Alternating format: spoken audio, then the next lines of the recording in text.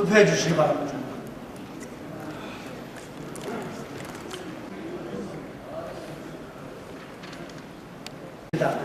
최소 221인 중 찬성 하도급 거래 공정화에 관한 법률 일부 개정 법률안을 통합 조정하여 위원회 대안으로 제안한 것입니다.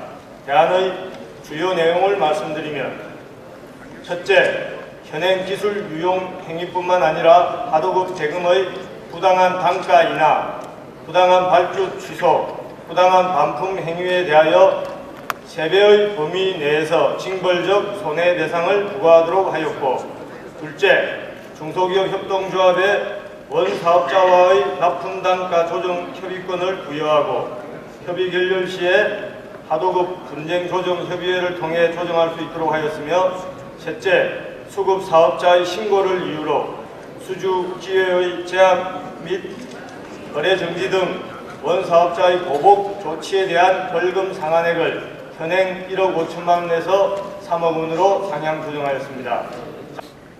즉 우리가 이 법이 타겟으로 하고 있는 대기업과 중소기업 간의 부당 하도급을 제대로 처벌하지도 못하면서 해결하지도 못하면서 결국은 사인 간의 분쟁을 부추겨 우리나라를 소송 천국으로 만드는 우를 범하게 될 것이라는 점이 바로 저의 주장입니다. 특히나 이 개정안에는 부당 하도급의 사유로 고의 및 과실을 들고 있습니다. 이 경우 과실을 사유로 해서 아마도 소송 사태가 남발할 것입니다. 저는 이 하도급법의 개정 취지 그리고 이 하도급법이 사실상 경제민주화 1호 법안이라는 것을 인정합니다.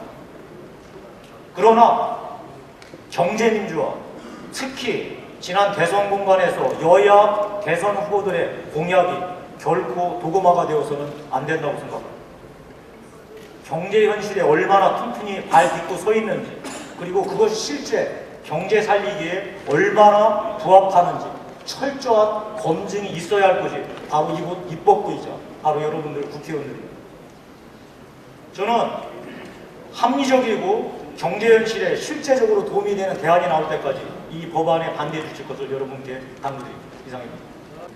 다만 지금 김용태 의원님이 우려하시는 두 가지 점이 있는데, 이것은 대기업과 중소기업 간의 문제가 아니고 또 중소기업과 중소기업 간, 또 중소기업과 개인 간 여러 가지 연결고리에서 밑으로부터의 어떤 분쟁과 남은소 이런 것이 많이 있을 수 있다는 우려를 제기했습니다만, 실제로 이것은 대기업과 중소기업 간에 있어서 어떻게 보면 경제 민주화, 분명한 어떤 질서를 확립함으로써 그 질서가 사실은 밑으로 전이되고 규제되고 사회적 질서를 잘 잡을 수 있다고 생각합니다. 그래서 상층부에서부터 이런 질서를 바로 잡아 나간다고 한다면 밑에서의 어떤 그러한 분쟁의 발생이라고 하는 것을 갖다가 결국 사회적 원칙으로서 최소화할 수 있다 하는 생각이 들고, 또 공정거래위에서 이 부분에 대해서는 구체적인 세칙을 만들어 나갈 것이라고 기대하고 있습니다.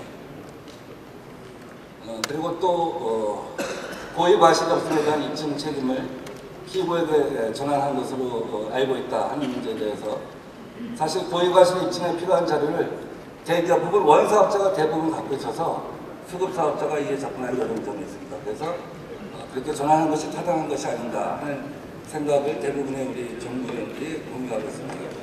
김용태 의원님이 우려하시는 바에 대해서 우리가 전혀 같이 고민하지 않은 바는 아니라 대부분의 의원들이 또 이에 대해서 생각을 함께 했고, 정부위 전체에서도 토론한 결과 대부분의 의원들이 합의하에 통과되었습니다.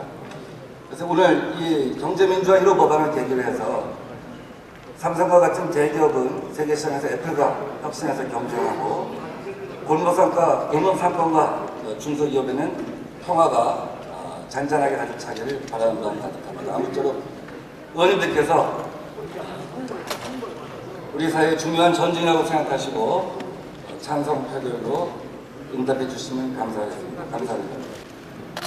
투표 결과를 말씀드리겠습니다.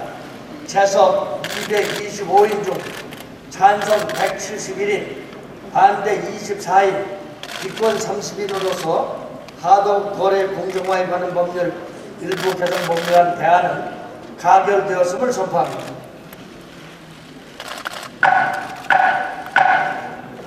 의사일정 제25화